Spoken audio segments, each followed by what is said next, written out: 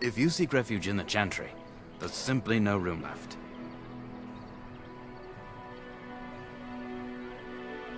We turn none aside, but we simply don't have room for anyone to sleep. Priests are within if you seek to offer devotion to the Maker, however. May he protect us all.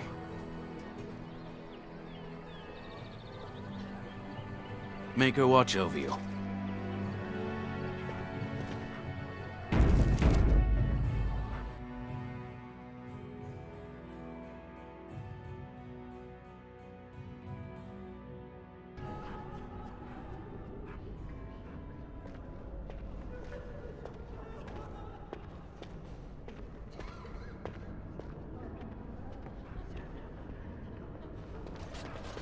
There's word of Darkspawn stragglers, but no sign of the main horde. We are the only hope of protection this village has now, and I will not abandon them. That is all. May the Maker have mercy on us. Yes, my lady? Who might you be?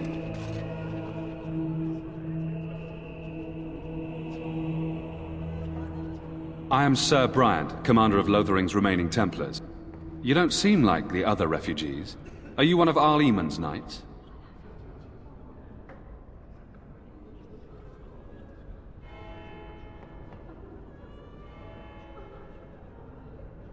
I see.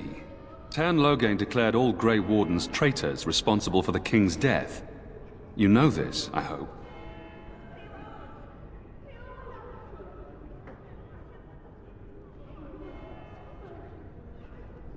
And set a bounty on any who survived. I don't believe the Grey Wardens would be as careless or malicious as the Teyrn claims. But either way, there it is. It is best you not linger, though. Just in case.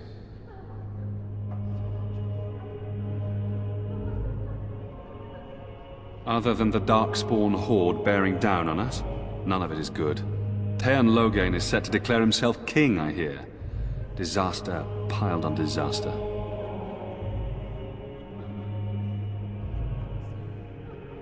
Teyrn Loghain has no legitimate claim on the throne. He may be a hero and his daughter may be queen, but he is a commoner, and the king's corpse is barely cold. If Arl Eamon was able to intervene, perhaps it would not have gone this far. I do not care who takes the throne. Only fools fight over who owns a cottage while it burns down around them.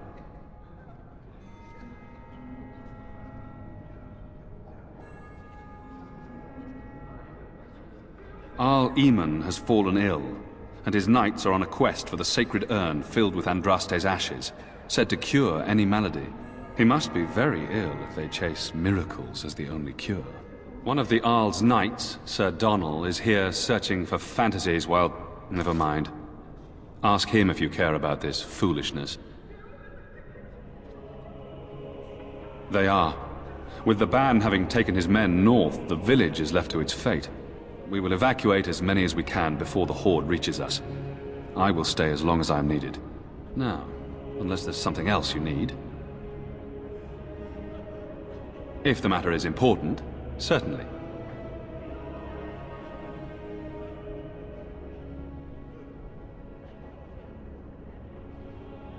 Now, unless there's something else you need. Travel safely, and may the Maker watch over you.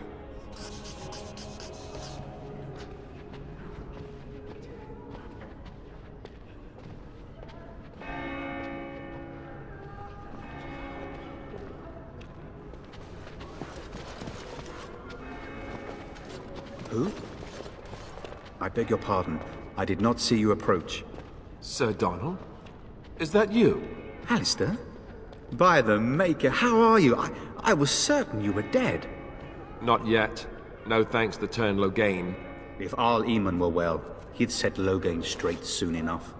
So you're here looking for the Urn of Sacred Ashes, then? I am indeed. Andraste's ashes are said to cure any illness. But I fear we are chasing a fable. With each day, my hope dims.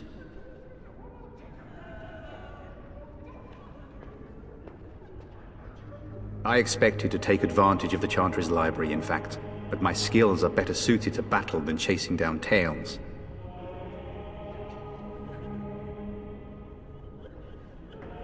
What? And you have his locket? And a note? Maker's mercy. Thank you for giving me these. I would never have known otherwise. Thank you. I wonder how many of us have met similar fates on this mad quest. Why is that, if I may ask?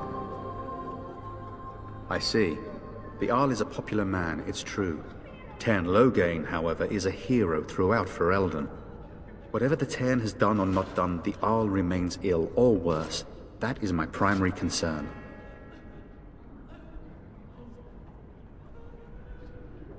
The Arl fell ill before the king died. But what if Loghain planned that too? Oh, such thoughts do not sit well with me. We should see what's happening in Redcliffe ourselves. I believe that now more than ever.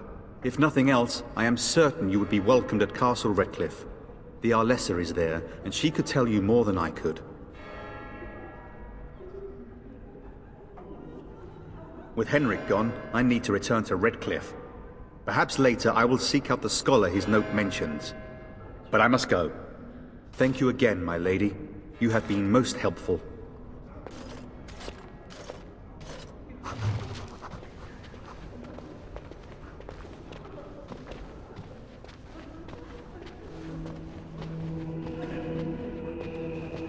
And when the Maker spoke, a chant of light scattered in the darkness. The word dispelled fear and ignorance.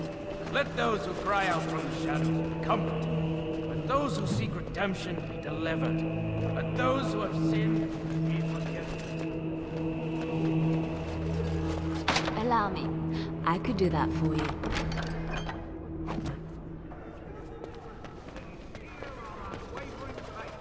Let him hear our righteous dedication and enduring perseverance. And then shall the Maker return to us. And then shall the Maker return to the Black City in heaven. And then shall the chant of light make it pure. Let all mankind be humbled. Let all repeat the chant of light. Only the word dispels the darkness upon us.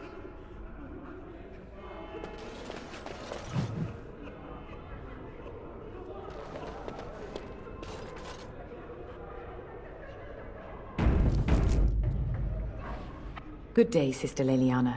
I'm surprised to see you're still in Lothering. It is good to see you as well, Your Reverence. I do not recognize your companion. Greetings. Will you be making a donation to the Chantry? Our need has never been greater. Might I suggest 30 silver? These poor souls will weep at your generosity. Thank you. What can I do for you then?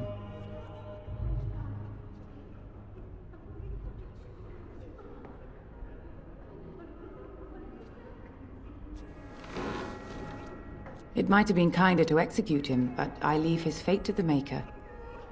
Why does he interest you?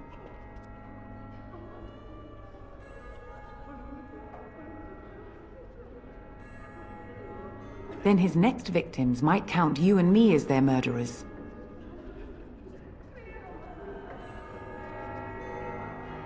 And what do you say on this, Leliana? You know your friend better than I. These are unusual times, Your Reverence. With us, the Qunari might do some good. I am sure of it, in fact. Were things not so desperate? Very well, I trust you. Take these keys to his cage and Maker watch over you. Thank you, Your Reverence. Your trust is not misplaced. And when the chant spreads across all four corners of the world, let it rise at last to the ears of the Maker. Let him hear our unwavering faith. Let him hear our righteous dedication and enduring perseverance. Shall the Maker return to the Black City in heaven, and then shall the chant of light make it pure. Let all mankind be humble. It's terrible. Let all So many repeat come the to chant of Lothering light. seeking refuge, Only only the to find that we can word offer dispels little the more than darkness prayer. upon us. Does the Maker see our plight? Is he moved by this destruction? I apologize. The Maker's plan is too grand for me to fathom, especially at times like this.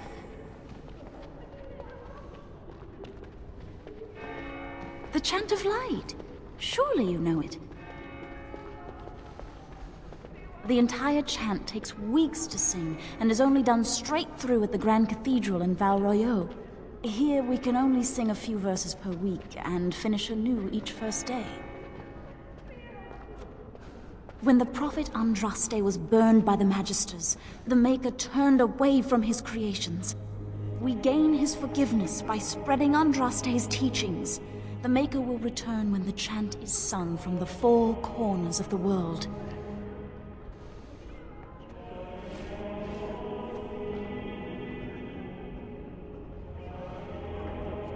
We are preparing as we can, and when the revered Mother calls on us to leave, we shall, but not before then. May the Maker watch over you. And when the Maker spoke, a chant of light scattered in the darkness.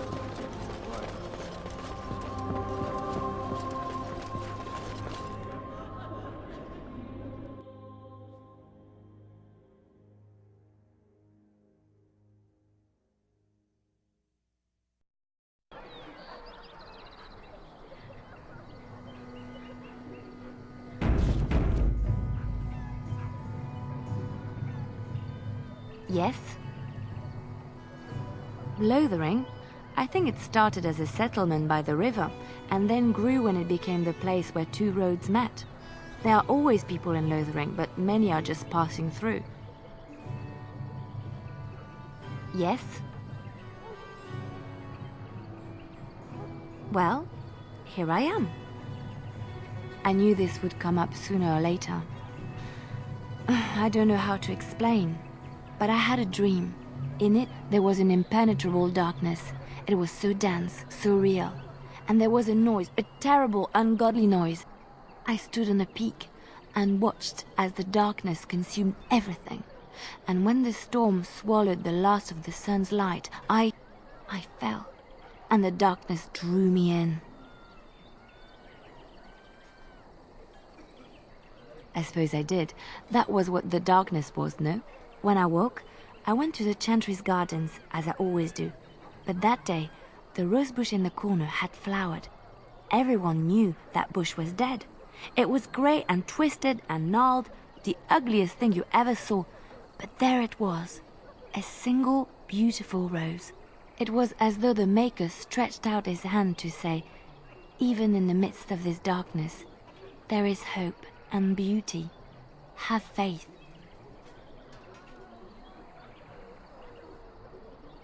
In my dream, I fell, or maybe I jumped. I'd do anything to stop the Blight. I know that we can do it. There are so many good things in the Maker's world. How can I sit by while the Blight devours everything?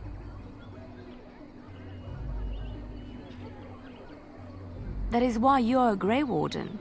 Come, there's a Blight to stop.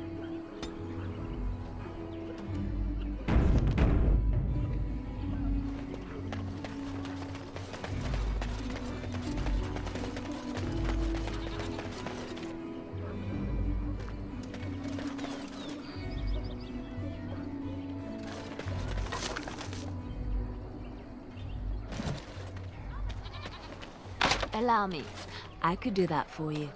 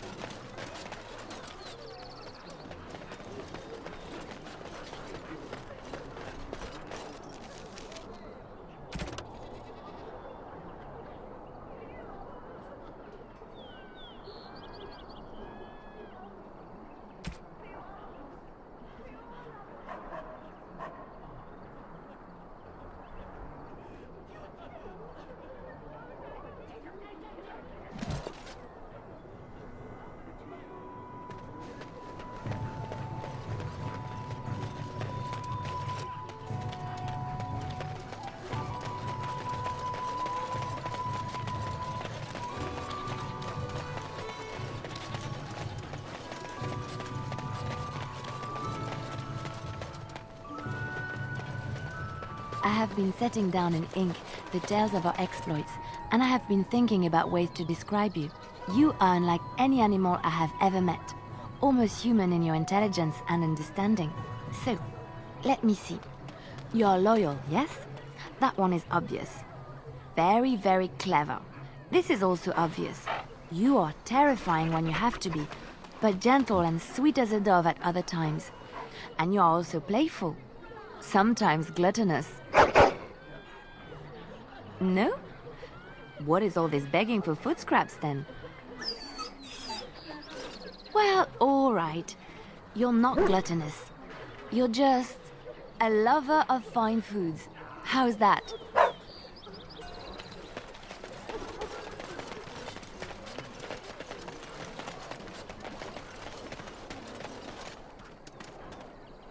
You wish something more of me? I confess, I did not think the priestess would part with it. So be it. Set me free and I will follow you against the Blight. And so it is done.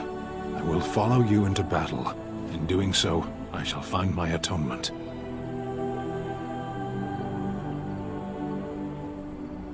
May we proceed? I am eager to be elsewhere.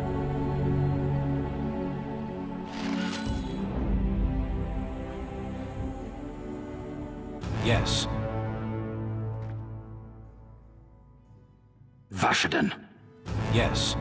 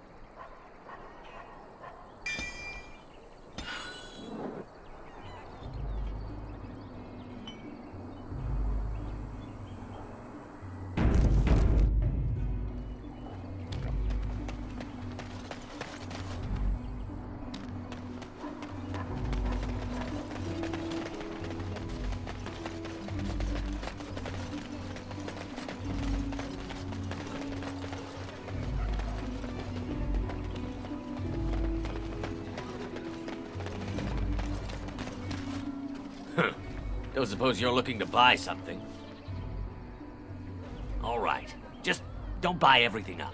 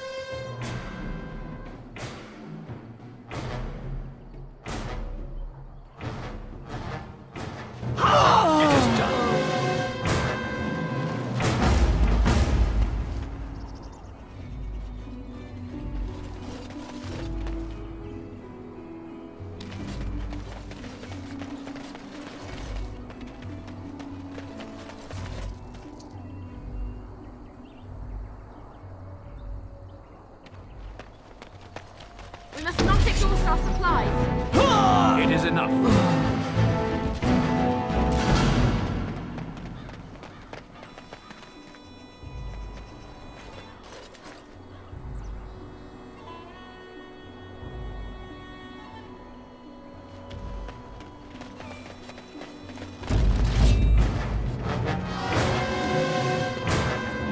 I think we work well together.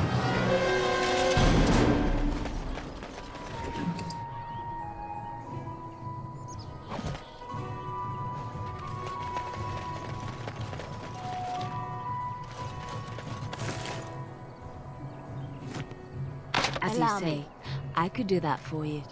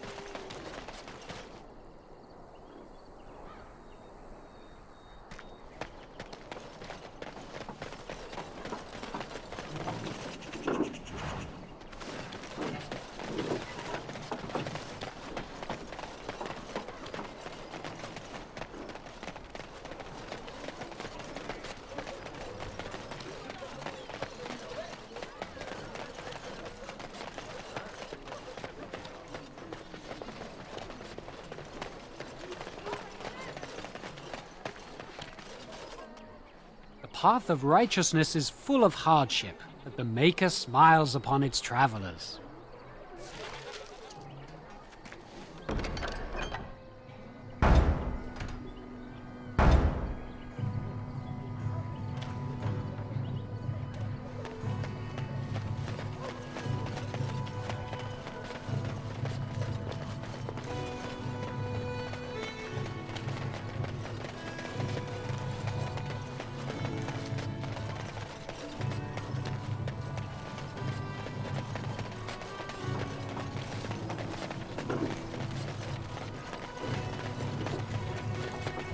Wild creatures ahead. That should not have taken us long. Must gain the advantage.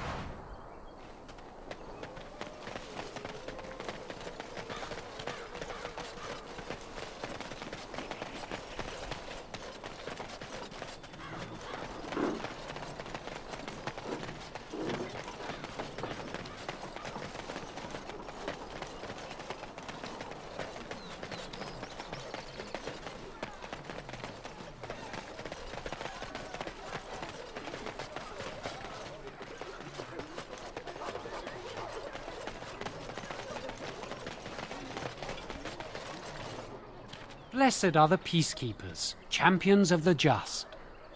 And the stars stood still, the winds did quiet, and all animals of earth and air held their breath. All was silent in prayer and thanks.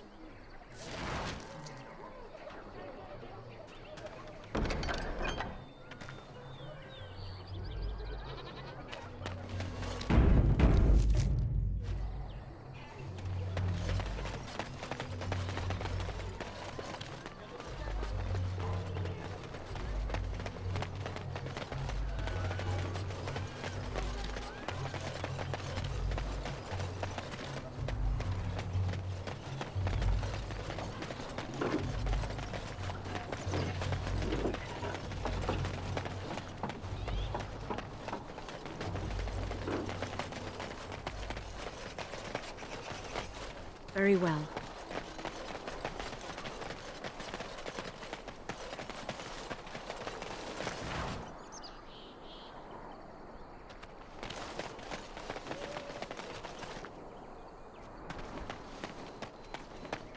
The Darkspawn have sensed us. Get back, Sandal! Don't let him touch you! Mostly this time. Good. Mighty Another timely down. arrival there, my friend. I'm much obliged. The name's Bodon Feddick, merchant and entrepreneur. This here is my son, Sandal. Say hello, my boy. Hello. Road's been mighty dangerous these days. Mind if I ask what brings you out here? Perhaps we're going the same way. Complicated? Somehow I imagine that only says half of it. Thank you for the offer. There may be more excitement on your path than is good for my boy and me. Allow me to bid you farewell and good fortune. Goodbye. Now then, let's get this mess cleaned up, shall we?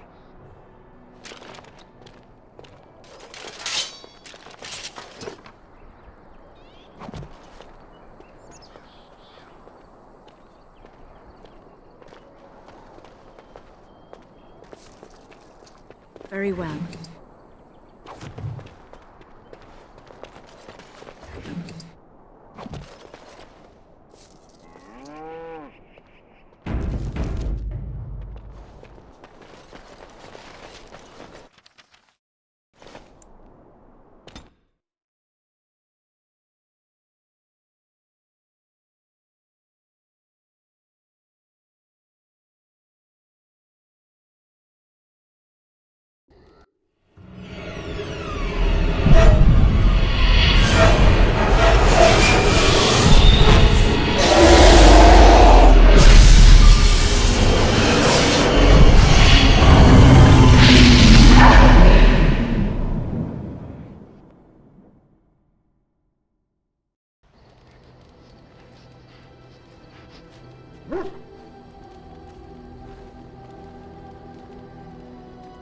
Bad dreams, huh?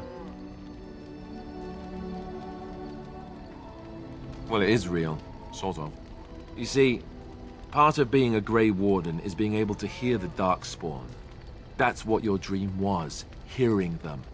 The Archdemon, it talks to the Horde, and we feel it just as they do. That's why we know this is really a blight. I don't know if it's really a dragon, but it sure looks like one. But yes, that's the Archdemon. It takes a bit, but eventually you can block the dreams out. Some of the older Grey Wardens say they can understand the Archdemon a bit, but I sure can't. Anyhow, when I heard you thrashing around, I thought I should tell you. It was scary at first for me, too. That's what I'm here for. To deliver unpleasant news and witty one-liners. Anyhow, you're up now, right? Let's pull up camp and get a move on.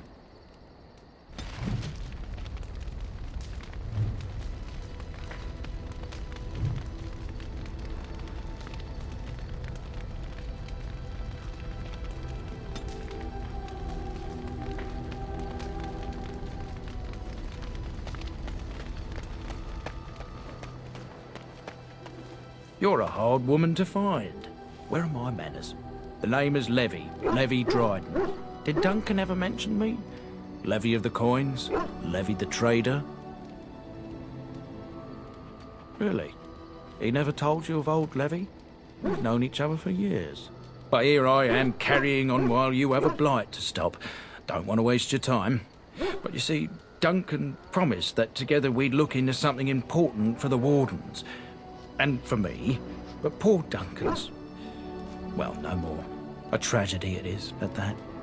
But I know he would want his work carried on. His pledge fulfilled. My family, well, past a bit checkered to see. Nobles look at us with disdain. My great-great-grandmother, Sophia Dryden, was the last Warden commander of Ferelden back when the Wardens were known as freeloaders. So King Arlen banished the Wardens, and he took House Dryden's land and titles. Hard to say. After King Arlen died, there was a civil war, loads worse than this one, and our family was on the run, hunted by enemies, with nary a friend in the world. But Drydens are tough. We rebuilt, became merchants, and we never lost our pride. As for the truth, my family reveres Sophia Dryden. We know she died at the old Grey Warden base, Soldier's Peak. We want evidence to clear her name. It won't restore our land or our titles, but it'll restore our honour. Well, no one's been to Soldier's Peak since Arlen's days. At least none that's come back. I spent years mapping the maze of tunnels to the peak, and I found the way a few years back. So I went to Duncan, I did, and I said that he could reclaim the old base and my family could have its honour.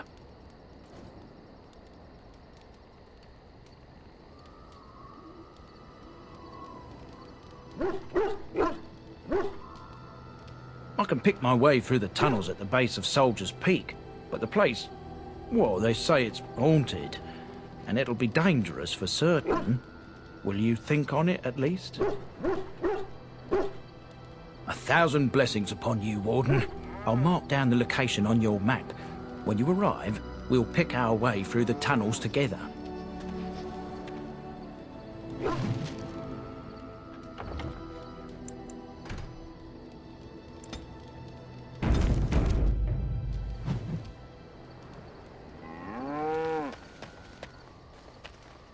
Ah, it's good to see you, my timely rescuer.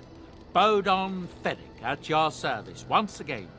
I saw your camp and remember the kind offer that you made the last time we met. And is there anywhere safer for a poor merchant and his son to sleep? I think not. I'm perfectly willing to offer you a fine discount for the inconvenience of our presence. How does that sound? Good? Yes?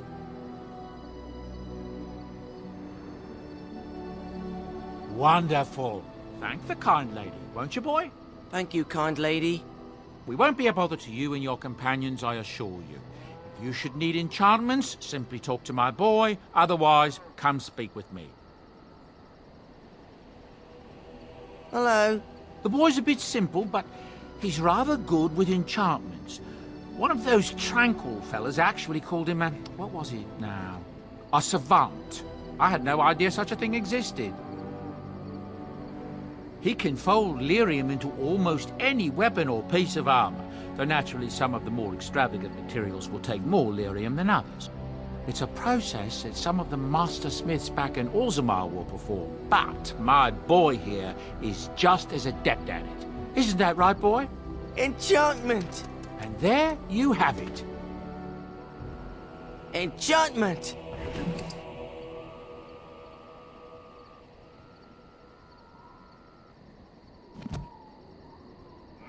Something you need? I'm sure either my boy or I can help you out. Well, if you're really interested, I suppose it wouldn't hurt to tell you. I am originally from Orzammar, the famed dwarven city that lies beneath the stately Frostback Mountains. I was a merchant there, too. Merchant caste. These things are in the blood, you know. You can't just leave them behind. I ran a fairly successful business. Rare artifacts, you know. Old things, grand things. The nobles loved them. Reminded them of the lost glory days, I suppose. So, as I said, things were going well. But good things must come to an end. One day, a noble woman came to my store.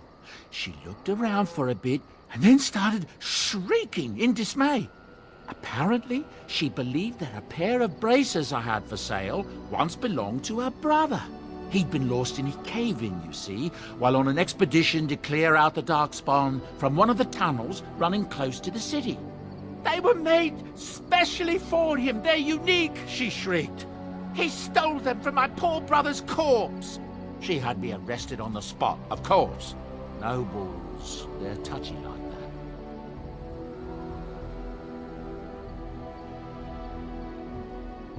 Well, I didn't steal them. You see, I'd been paying these castless thugs to venture out into the deep roads for me. The lost tides. They're full of things that people left behind. Sometimes you can find a treasure. Something worth a little gold.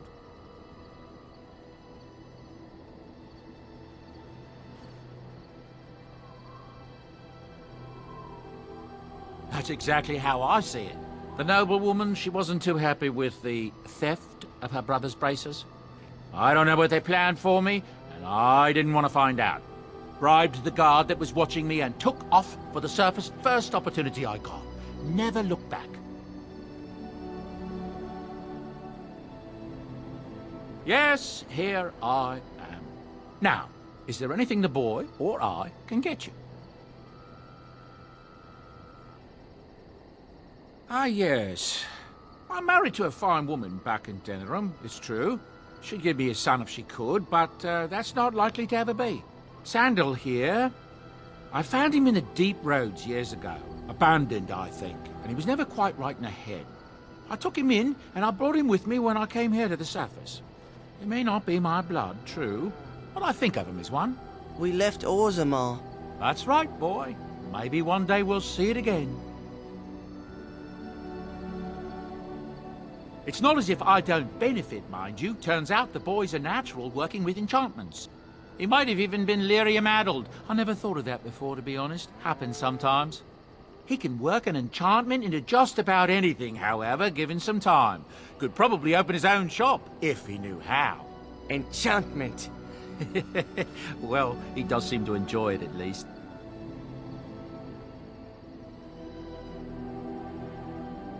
I'm sure you'll be pleased with the goods my boy and I have collected, and with your discount.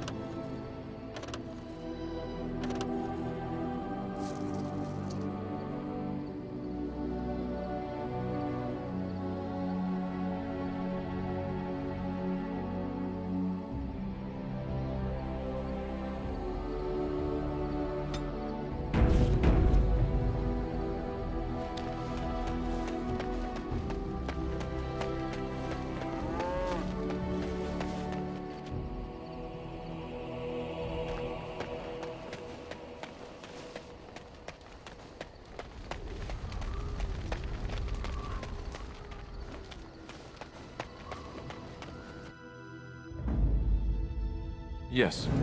yes. Indeed.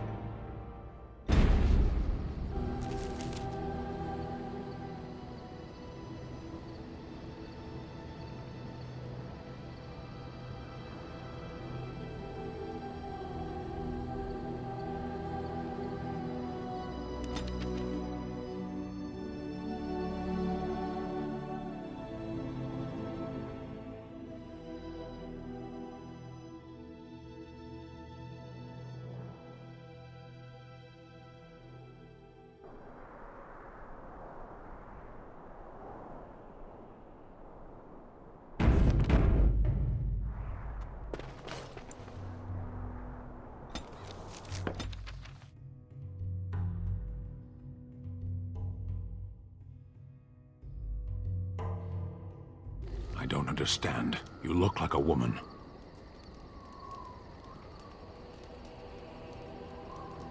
You are a Grey Warden, so it follows that you can't be a woman.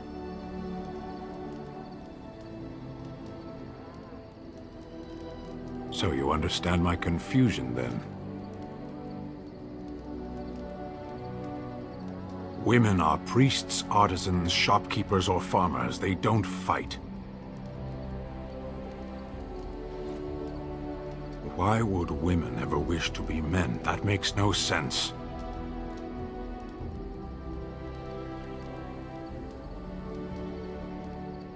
Do they also wish to live on the moon? That's as attainable.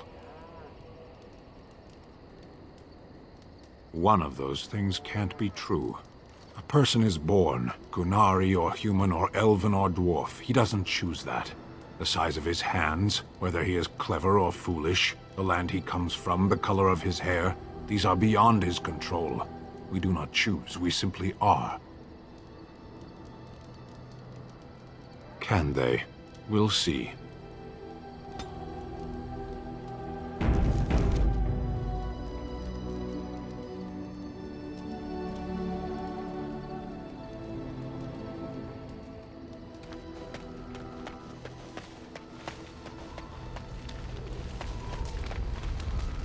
What do you wish of me? If you must. I was not born such. 'Tis a skill of Flemeth's, taught over many years in the wilds. The chastened have tales of we witches, saying that we assume the forms of creatures to watch them from hiding. When a child is alone and separate from his tribe, that is when we strike, dragging the young boy kicking and screaming to our lair to be devoured. A most amusing legend.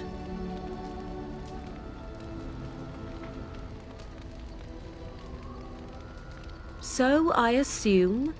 My mother has walked the wilds far longer than I. Who am I to suggest what things she has done and not done in her past? Why do you ask? Is there something specific you wish to know? The form of an animal is different from my own. One may study the creature, learn to move as it does, think as it does.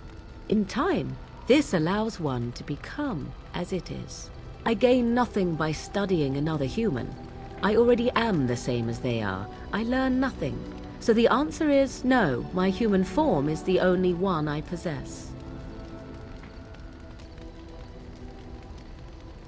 There were nights when the wilds called to me, 'tis true. You look upon the world around you and you think you know it well. I have smelled it as a wolf, listened as a cat, prowled shadows that you never dreamed existed. But my life is as a human. I am under no illusions to the contrary. They do not shy away from me. To their senses, I believe I seem like any other of their species. As to what they think, I truly cannot say. Just as I am still human, no matter my form, they are still animals. Thus they cannot speak, even were I to ask. No, 'tis not unheard of in the remote corners of the world. There are traditions of magic outside of the circle of magi, despite what those mages would have you believe. Some of these traditions are old, indeed, passed down as carefully guarded lore from one generation to the next. The zealots of the Chantry would uproot all such practitioners if they could, but as luck have it, Some still exist. My mother is such a one.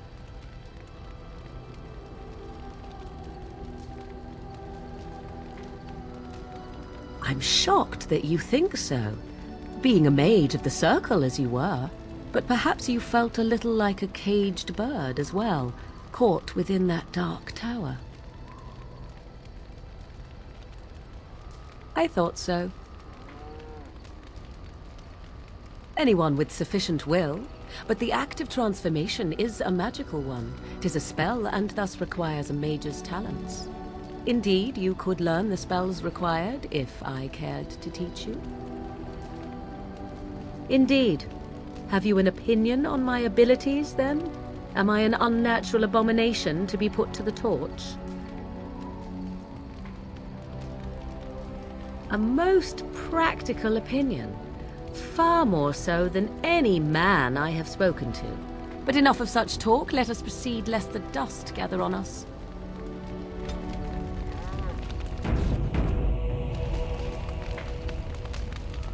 What do you wish of me?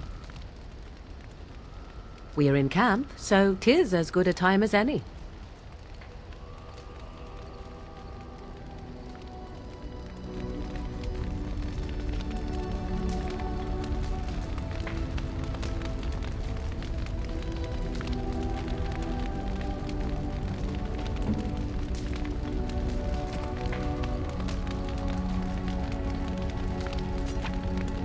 I could get used to this, you know.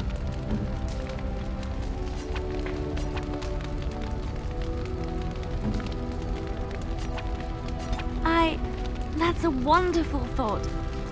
I don't know what to say. I am grateful. 'Tis thoughtful indeed. I am impressed. My thanks.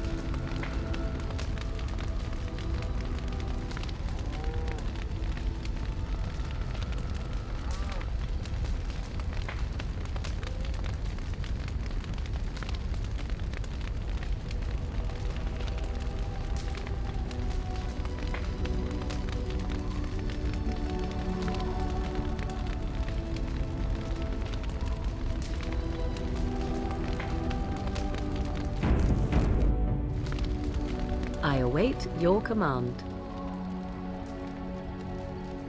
At times, perhaps, a world full of people and buildings and things was all very foreign to me. If I wished companionship, I ran with the wolves and flew with the birds. If I spoke, 'twas to the trees. Don't be foolish. I recall the first time I crept beyond the edge of the wilds. I did so in animal form, remaining in the shadows and watching these strange townsfolk from afar. I happened upon a noblewoman by her carriage, adorned in sparkling garments the likes of which I had never before seen. I was dazzled. This, to me, seemed what true wealth and beauty must be. I snuck up behind her and stole a hand mirror from the carriage. 'Twas encrusted in gold and crystalline gemstones, and I hugged it to my chest with delight as I sped back to the wilds. Flemeth was furious with me. I was a child and had not yet come into my full power, and I had risked discovery for the sake of a pretty bauble. To teach me a lesson, Flemeth took the mirror and smashed it upon the ground. I was heartbroken.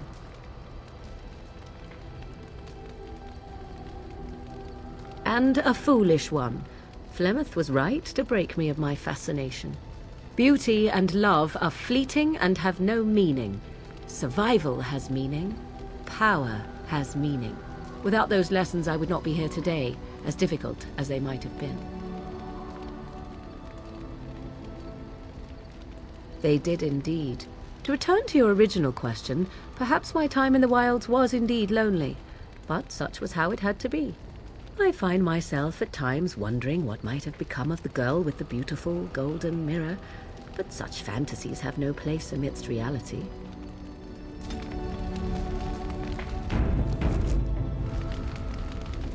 I await your command. We are in camp, so 'tis as good a time as any.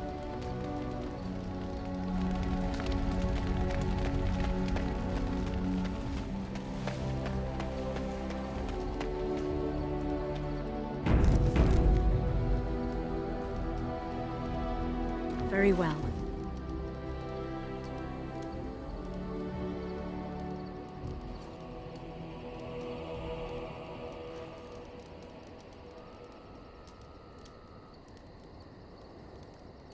You are not quite as callow as I thought. That is unexpected. You're welcome. I was sent to be the eyes of the Antam. The Arishok asked, "What is the Blight?" By his curiosity, I am now here.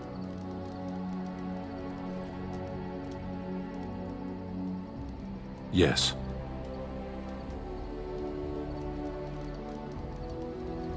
I cannot go home. It doesn't matter now. Can we move on? We keep the Darkspawn waiting. Does it matter? Very well. I caged myself. A weak mind is a deadly foe, as you are no doubt aware. I came to your lands with 7 of the Beresad, my brothers, to seek answers about the Blight. We made our way across the Ferelden countryside without incident, seeing nothing of the threat we were sent to observe. Until the night we camped by Lake Calenhad. They came from everywhere.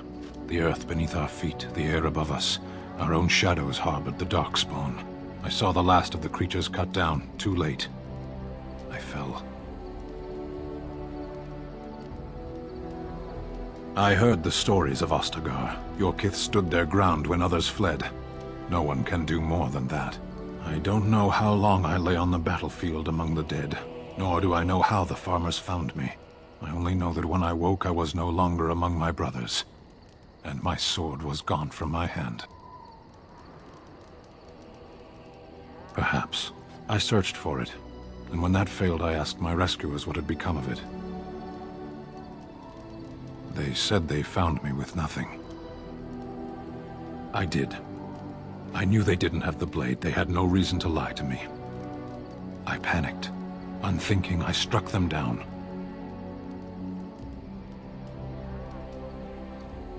That sword was made for my hand alone. I have carried it from the day I was set into the Beresad. I was to die wielding it for my people. Even if I could cross Ferelden and Tevinter unarmed and alone to bring my report to the Arishok, I would be slain on sight by the Antam. They would know me as soulless, a deserter. No soldier would cast aside his blade while he drew breath.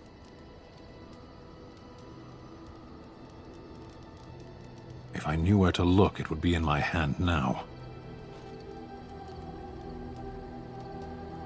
Near Lake Calenhad. Perhaps those words are empty, but thank you all the same.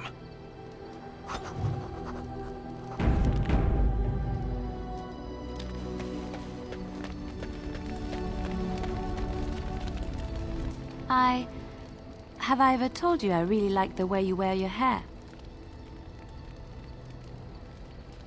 It's very nice, and it suits you. Simple.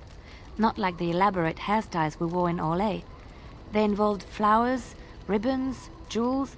One year, feathers were all the rage, and Lady Elise decided she needed to outdo everyone else, and actually wore live songbirds in her voluminous hair. The chirping was quite charming for a while, but you must realize, terrified little birdies often have loose bowels. Yes, I don't envy them. She never washed her hair. But I was trying to say something nice to you, wasn't I? Oh, forgive me. My mind wanders so. It's just that I feel so comfortable talking to you, like I could say anything and you wouldn't judge me. Yes, very much so. I haven't felt this close to anyone in a long time. I really enjoy your company. Thank you. I am honored that you feel that way.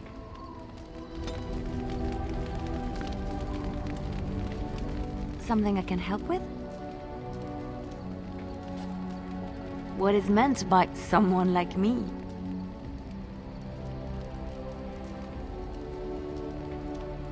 Did you think I was always a cloistered sister? The Chantry provides succor and safe harbor to all who seek it. I chose to stay and become affirmed. We affirm our belief in the Maker, in Andraste and the Chant, but other than that, there are no vows taken.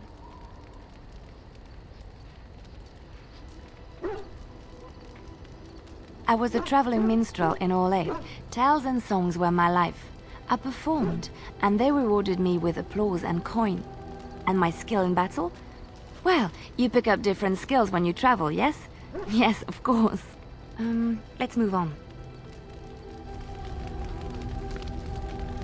Something I can help with? Yes? What's on your mind? My mother was from Denerim, and I consider myself a Ferelden. Mother served an Orlesian noblewoman who lived here when Orlais ruled. When Orlais was defeated and the common folk began to resent the presence of any Orlesian, the lady returned to Orlais. She took my mother with her. I was born in Orlais and did not set foot in Ferelden till much later. Mother was always telling me stories of her homeland. I think she missed it. Mother died when I was very young. Lady Cecilie let me stay with her. I had no one else. She was quite old then, and she had me study music and dance to entertain her. It is unfair that I have more memories of Cecilie than my mother. Strangely, the only thing I really remember of Mother was her scent. She kept dried flowers in her closet amongst her clothes. Small white Ferelden wildflowers with a sweet fragrance. Mother called them Andraste's Grace. They were very rare in Orlais. But enough about that. Let us move on. Something I can help with? Yes? What's on your mind? I miss Val Royeaux. Unlike other cities where the people are the lifeblood and the character, Val Royeaux was her own person, and her people little more than decorations. There was always music in Val Royeaux, streaming from the many windows, quiet refrains and triumphant choruses, and always, floating above that all, the chant, coming from the Grand Cathedral. It was magnificent. Oh, it would take me a day or two to talk about the many splendors of Orlais, her golden fields, her lush meadows. Of course there are good things and bad things about Orlais, like anywhere else. Sometimes I miss it dearly, and sometimes I'm glad I'm rid of it. And you will laugh at this, but I miss the fine things I had in Orlais. Dresses, fine dresses and furs, and shoes, of course. One can't mingle with nobility with bad shoes, you see. Orlais is very fashionable, almost ridiculously so. But the shoes, living with those ridiculous trends was worth it for the shoes.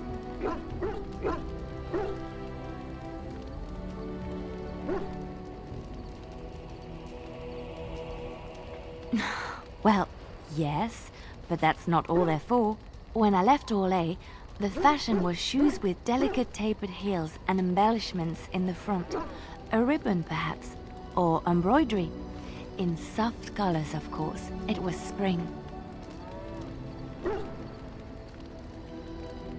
I wouldn't want to run in it, or have to enter battle, but for lounging in a lady's sitting room? Perfect. The shoes made in Orlais were exquisite.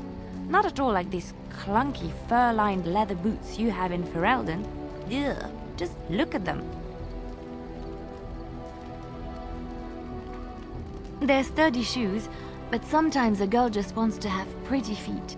Oh, I could talk about shoes all day, but we have things to do, don't we?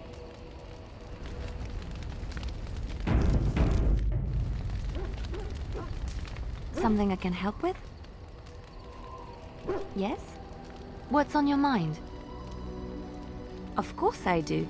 I love stories far too much to keep them to myself. Everyone should be able to benefit from them, I think. Chantry lore says it is man's pride that created the Darkspawn. In ages past, the mages of the Tevinder Imperium ruled much of the world we know. In their pride, they thought their magics invincible and imagined that they were greater than the Maker himself. So thinking, they invaded his golden city, planning to take it for themselves and depose their own creator. But they were impure and full of sin.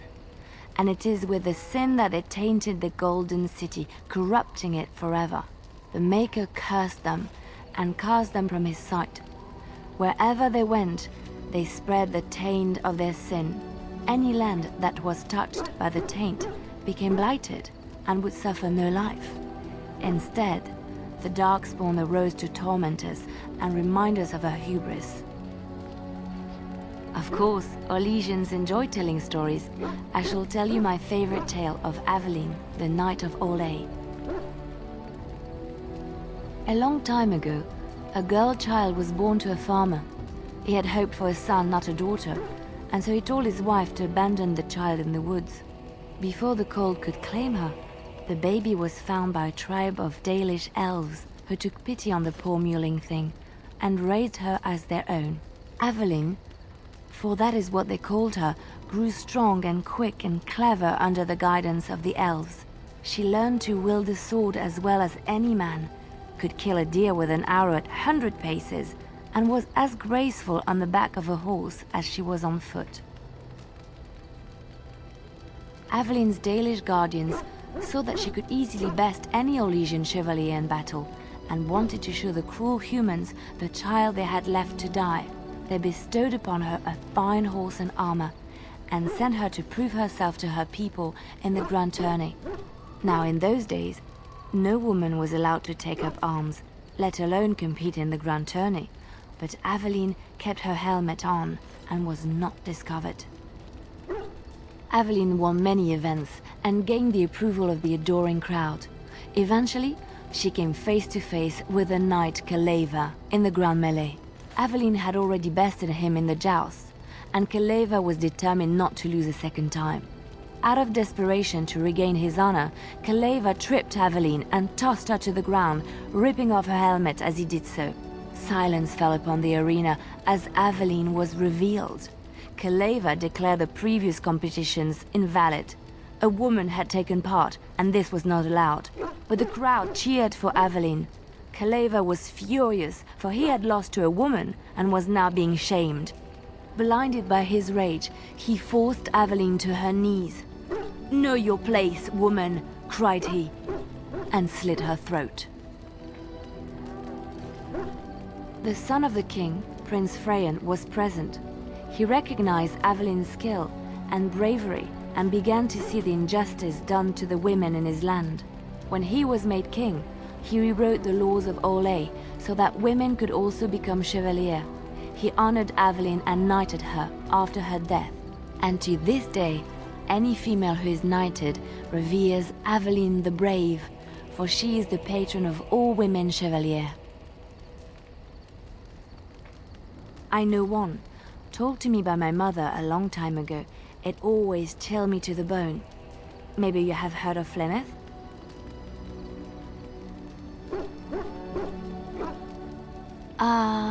Are you sure? Was she the Flemeth of legend? Flemeth, the devourer of men? Flemeth, mother of witches? Flemeth, demon-touched, who dwells in the mists.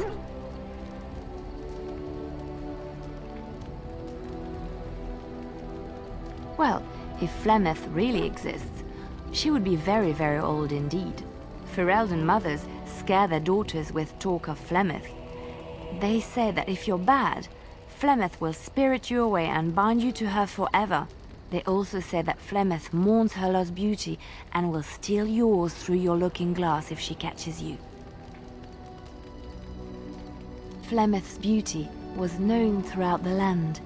She had hair like unto a moonless night, skin as pale as winter's first snow, and eyes as beautiful and perilous as the sea. When she came of age, she came to the attention of the Lord of Highever, Conobar, and he took her for his wife. Conobar soon learned that his young bride had the gift of magic.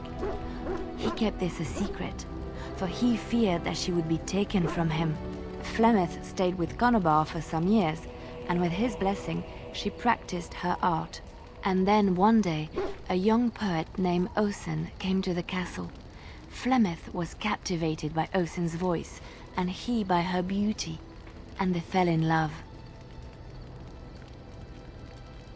Flemeth longed to be with her true love, and she and Osen fled from Conobar's lands, seeking refuge in the Kokari wilds with the Chasing tribes. They lived there happily for many a year, till the day Flemeth received news that Conobar was dying and longed to see her face one last time. Flemeth's heart swelled with pity for the man who once was her husband, and begged Osen to return to Conobar's side with her.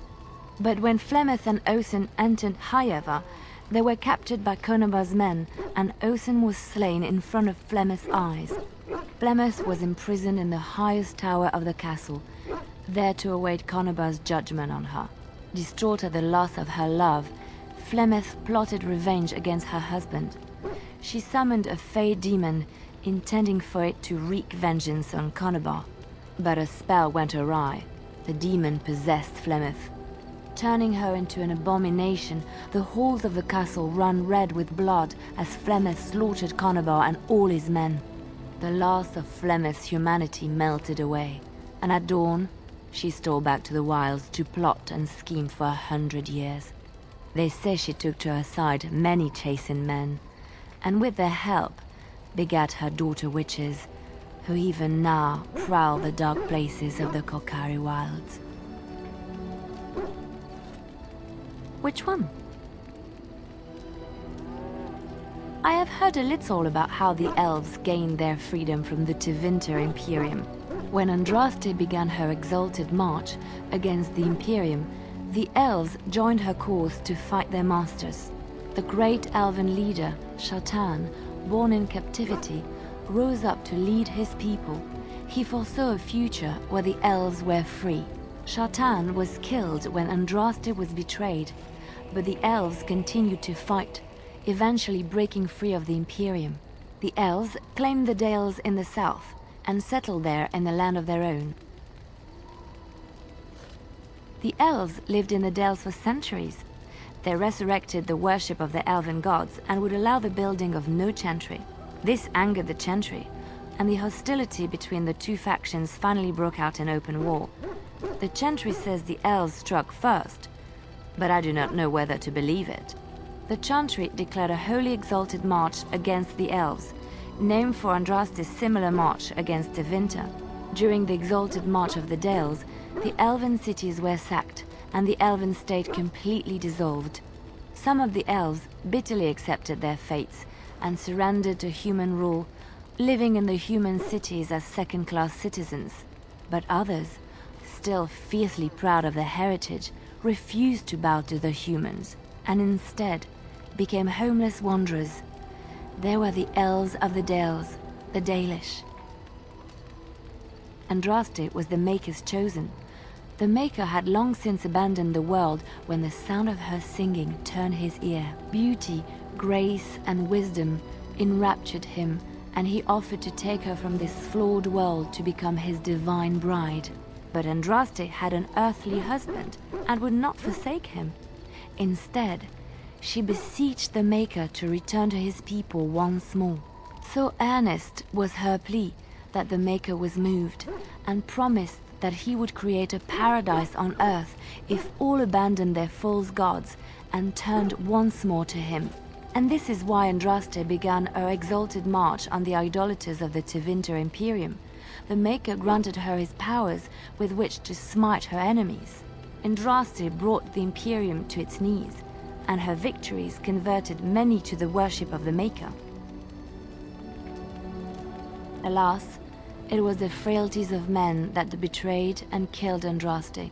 Her earthly husband, Maferath, a chieftain of the Alamari tribes himself, grew jealous as his wife's popularity and influence overshadowed his own.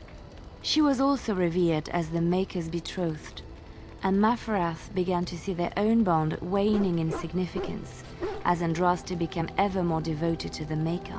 Out of envy and spite, Maferath made a pact with the Archon Hessarian of Tevinter, allowing his beloved Andraste to be ambushed and captured. Andraste was burned at the stake in Minrathous, the capital of Tevinter. I have thought on this too. Did he withdraw his sight from her at that moment? Where were all the powers he bestowed upon her? This question has come to me many times, and I have no answer. Perhaps there was no way for Andraste to return to the Maker but through her death.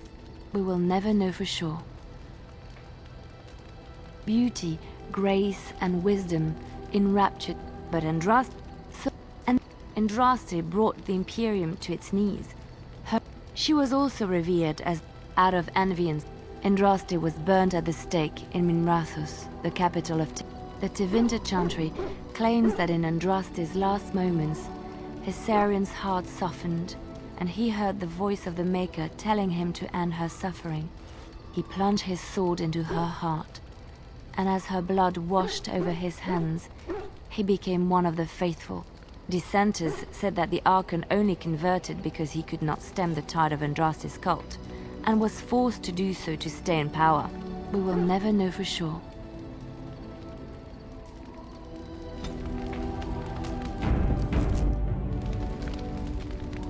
Something I can help with? Yes? What's on your mind? Where did you hear this? And did you not think that this could be historical fact and no longer true? Not all minstrels are spies. Most are just singers and storytellers, but some of them are what we call bards. Many use the two words minstrel and bard interchangeably, but to do so in Orlais would cause misunderstanding. Bards are minstrels and more. Spies, as you say. Some say there is a bard order, but I don't think this is true. Many bards work alone or in small groups, doing the bidding of a patron who pays for their services. If there is an organization behind it all, no one knows who they are.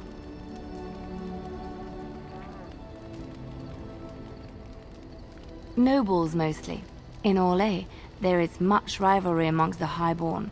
They fight over land, influence, and the favor of the Empress. But they cannot do this openly because it is impolite, and in public, they wear smiling faces and pretend to be civil. In secret, they plot and scheme to destroy each other. It is a game completely meaningless to anyone but its players. And I shouldn't I, after having spent most of my adult life as one? You've guessed as much, I'm sure. But does it really matter what I was? What's past is past.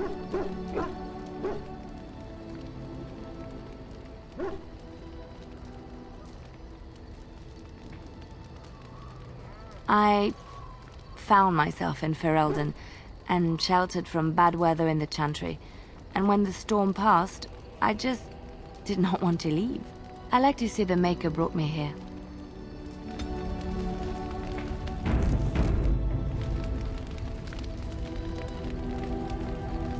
Something I can help with?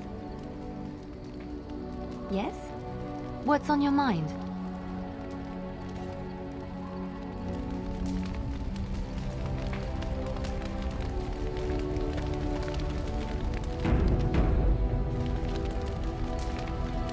Something on your mind? You don't have to do that. I know you didn't know him as long as I did.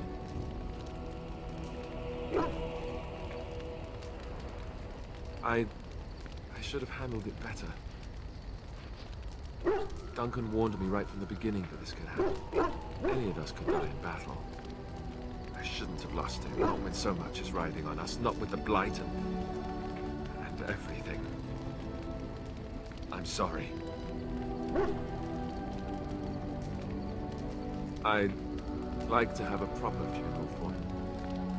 Maybe once this is all done, if we're still alive. I don't think he had any family to speak of.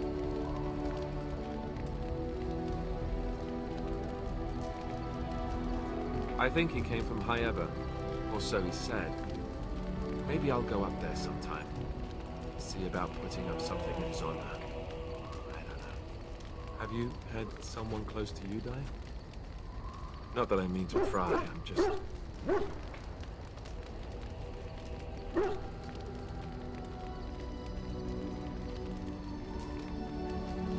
That must have felt a lot like when I got sent to the Chantry. You mages don't even get a say in the matter, after all. Thank you. It was good to talk about this with a friend. It means a lot to me. I'd like that. So would he, I think.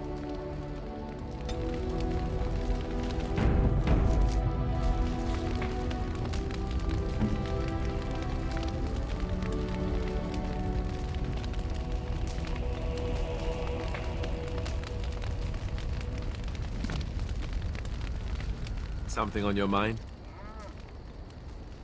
Of course. Essentially, they're trained to fight. The Chantry would tell you that the Templars exist simply to defend. But don't let them fool you. They're an army. The other main purpose for a Templar is, of course, to hunt mages. To that end, we train in talents that drain mana and disrupt spells. Perhaps, but there usually isn't much of an opportunity. The Chantry keeps a close rein on its Templars. We are given lyrium to help develop our magical talents, you see. Which means we become addicted. And since the Chantry controls the lyrium trade with the dwarves, well, I'm sure you can put two and two together. Well, they do it, and they feel perfectly justified. You don't need lyrium in order to learn the Templar talents. Lyrium just makes Templars' talents more effective. Or so I was told. Maybe it doesn't even do that. The Chantry usually doesn't let their Templars get away either, so they can spread their secrets. I'm a bit of an exception. Lucky me. Something on your mind? Of course. Others, yes, but not yourself. I need someone who's trained first as a warrior. It's as much about discipline as anything. I guess if I'm going to give up Chantry secrets, I may as well go all the way. Send whoever you want trained to me in camp, and I'll see what I can do. Something on your mind? Of course. Same way you did. You drink some blood, you choke on it, and pass out. You haven't forgotten already, have you? I do my best. What can I say? Let's see, I was in the Chantry before. I trained for many years to become a Templar, in fact. That's where I learned most of my skills. You're telling me I was banished to the kitchens to scour the pots more times than I can count. And that's a lot. I can count pretty high. The Grand Cleric didn't want to let me go. Duncan was forced to conscript me, actually, and was she ever furious when he did. I thought she was going to have us both arrested. I was lucky.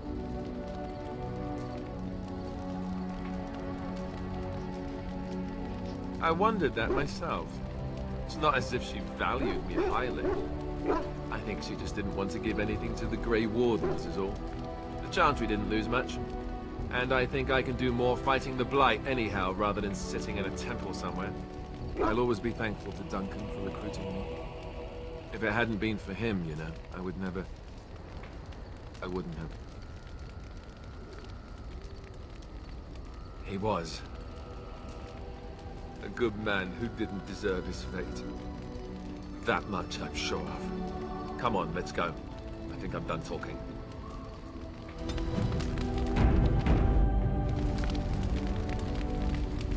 Something on your mind? Of course. Oh, did I say that? I meant that dogs raised me. Giant slobbering dogs from the Anderfels. A whole pack of them, in fact.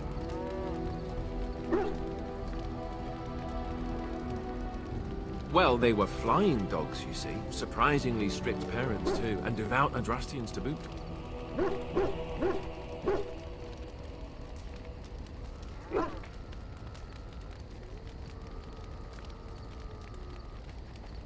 Oh, there you go, listening to me again. You'd think you'd have gotten past that already. I ended up in the Chantry, sure, but I didn't start there. Let's see, how do I explain this? I'm a bastard. And before you make any smart comments, I mean the fatherless kind. My mother was a serving girl in Redcliffe Castle who died when I was very young. Arleman wasn't my father, but he took me in anyhow and put a roof over my head. He was good to me, and he didn't have to be. I respect the man, and I don't blame him anymore for sending me off to the Chantry once I was old enough.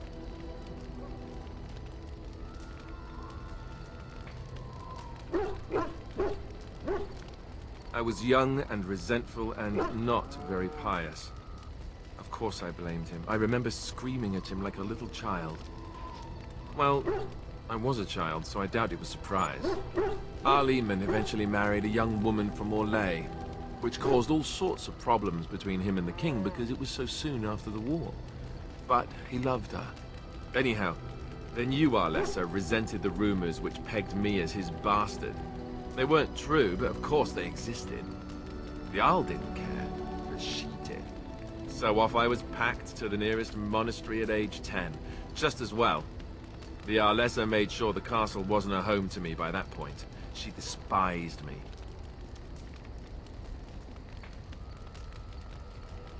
Maybe. She felt threatened by my presence, I can see that now. I can't say I blame her. She wondered if the rumors were true herself, I bet. I remember I had an amulet with Andraste's holy symbol on it. The only thing I had of my mother's. I was so furious at being sent away, I tore it off and threw it at the wall and it shattered. Stupid, stupid thing to do. The Arl came by the monastery a few times to see how I was, but I was stubborn. I hated it there, and blamed him for everything. And eventually, he just stopped coming.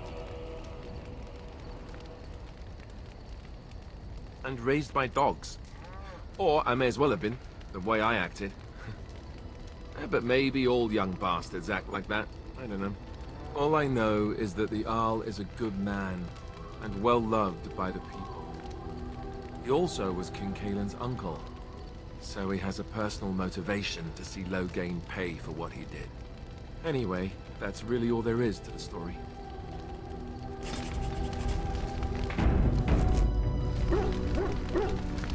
Something on your mind? Of course. Have you seen the uniform? It's not only stylish, but well made. I'm a sucker for good tailoring.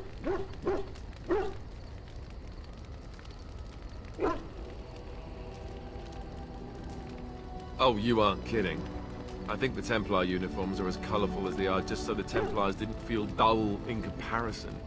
Last thing you want when you're about to take down some Maleficar out in the woods is to have him point and laugh at your taste in clothing, am I right?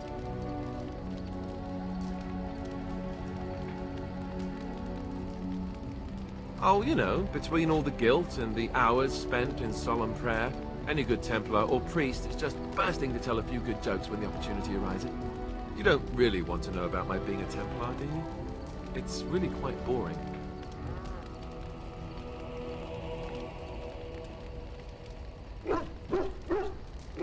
Poke, poke, poke. Tell me everything about your life, Alistair. All right, if you insist. It's not like we have anything better to do, right? The truth of the matter is that I did hate going to the monastery. The initiates from poor families thought I put on airs, while the noble ones called me a bastard and ignored me. I felt like Al Eamon had cast me off, unwanted, and I was determined to be bitter. But I took some solace in the training itself, I guess. I was actually quite good at it.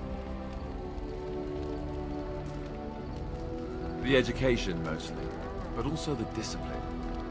You need to have a disciplined mind in order to use the abilities we have. It was difficult, but rewarding. I never really felt at home anywhere, though, until I joined the Grey Wardens. And Duncan felt my Templar abilities might be useful when we encountered Darkspawn magic, so I kept it up. What about you? Do you have anywhere you consider home?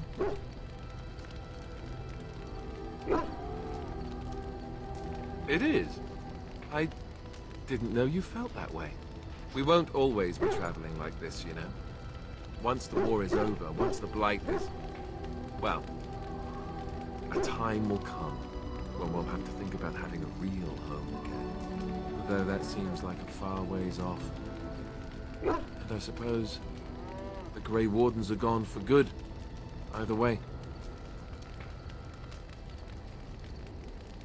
I suppose you're right. We can create new Grey Wardens, but we'll never get back those we lost.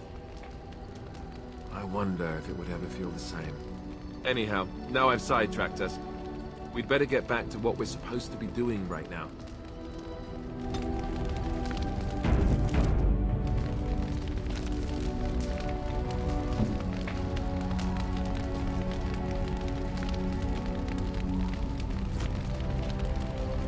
Something on your mind?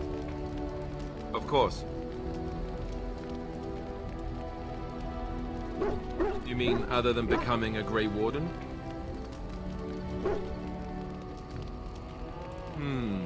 You know, I asked Duncan this too, and all I got was, "You'll see." I can think of much better lines for you. I might. Just you wait. Oh, it's not that Duncan wants to keep it a secret. It's just that the Grey Wardens don't discuss it much. I gather it's not a pleasant topic. The first change I noticed was an increase in appetite. I used to get up in the middle of the night and raid the castle larder. I thought I was starving. I'd slurp down every dinner like it was my last. My face all covered in gravy. When I'd look up, the other Grey Wardens would stare, then laugh themselves to tears. Really? Because I was watching you wolf down food the other day, and I thought, oh, it's a good thing she gets a lot of exercise. I'll say. I didn't mean it like that. No, don't hit me. I bruise easily. Oh, and then there were the nightmares. Duncan said it was part of how we sense the Darkspawn. We tap into their, well, I don't know what you call it, their group mind. And when we sleep, it's even worse. You learn to block it out after a while, but at first it's hard. It's supposed to be worse for those who join during a blight. How is it for you? Some people never have much trouble, but that's rare. Others have trouble sleeping their entire life. They're just more sensitive, I suppose. Everyone ends up the same, though. Once you reach a certain age, the real nightmares come. That's how a Grey Warden knows his time has come. Oh, that's right. We never had time to tell you that part, did we? Well, in addition to all the other wonderful things about being a Grey Warden, you don't need to worry about dying from old age. You've got 30 years to live, give or take. The Taint. It's a death sentence. Ultimately, your body won't be able to take it. When the time comes, most Grey Wardens go to Orzammar and die in battle rather than waiting. It's tradition. You'll always find Darkspawn down where the dwarves are. The oldest Grey Wardens head to the deep roads for one last glorious battle. Not that there's a shortage of Darkspawn during a blight, but that's the tradition. The dwarves respect us for it. And you wondered why we kept the joining a secret from the new recruits. There you have it. You know, Duncan He started having the nightmares again. He told me that in private. He said it wouldn't be long before he'd go to Orzammar himself. I guess he got what he wanted. I just wish it had been something worthy of him. I know. Ending the Blight should make this all worthwhile, right?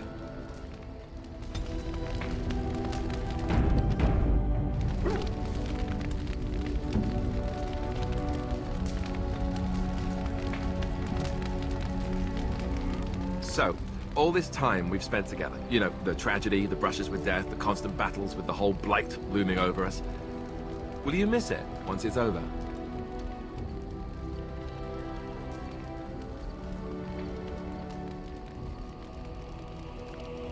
I know it might sound strange, considering we haven't known each other for very long, but I've come to care for you a great deal.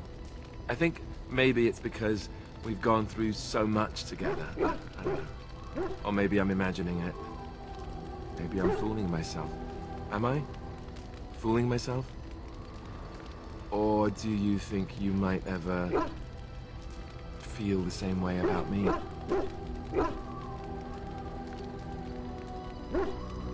So I fooled you, did I? Good to know.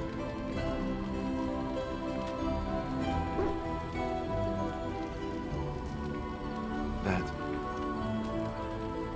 wasn't too soon, was it? Well, I'll have to arrange that then, won't I? Maker's breath, but you're beautiful. I am a lucky man. Now, let's get back to what we were up to before, lest I forget why we're here.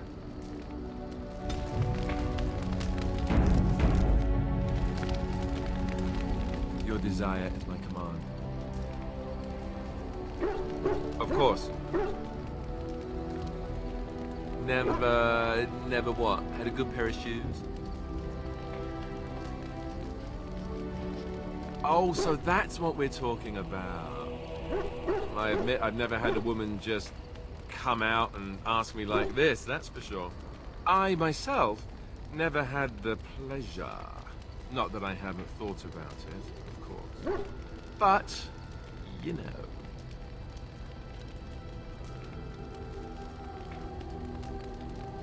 Cute? Well, hearing that from a beautiful woman does make me feel much luckier. I'll say that. Of course you are, and you know it. You're ravishing, resourceful, and all those other things you probably hurt me for not saying. Nor I, you. Let us be off then, lest your risque talk make my ears blush.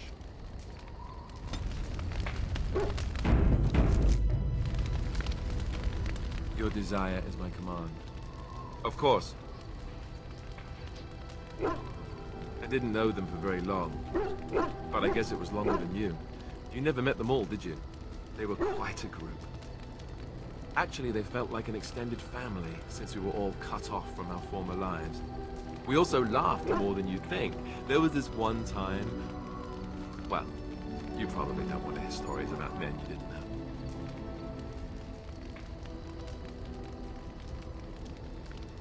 There was one Grey Warden who came all the way from the Anderfells. What was his name? Gregor. He was a burly man with the biggest, fuzziest beard you've ever seen. And the man could drink. He drank all the time, but he never got drunk. Finally, we all made a pool to see just how many pints it would take to put him under the table. Sometimes, we were kin of a sort. All of us had gone through the joining, so we knew... Well, anyhow, it doesn't have to be deadly serious all the time. Anyhow, we never did find out. He said he'd drink a pint for every half pint that the rest of us drank. He was still going by the time the rest of us were passed out. I'm told that Duncan walked in later on and saw us all passed out from one end of the hall to the other, and Gregor still drinking. Duncan laughed until he nearly...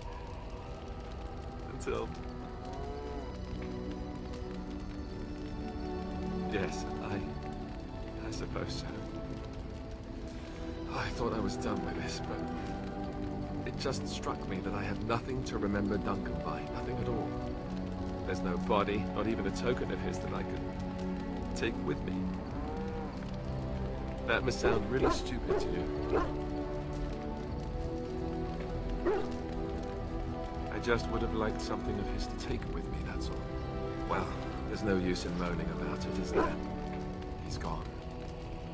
Let's just go.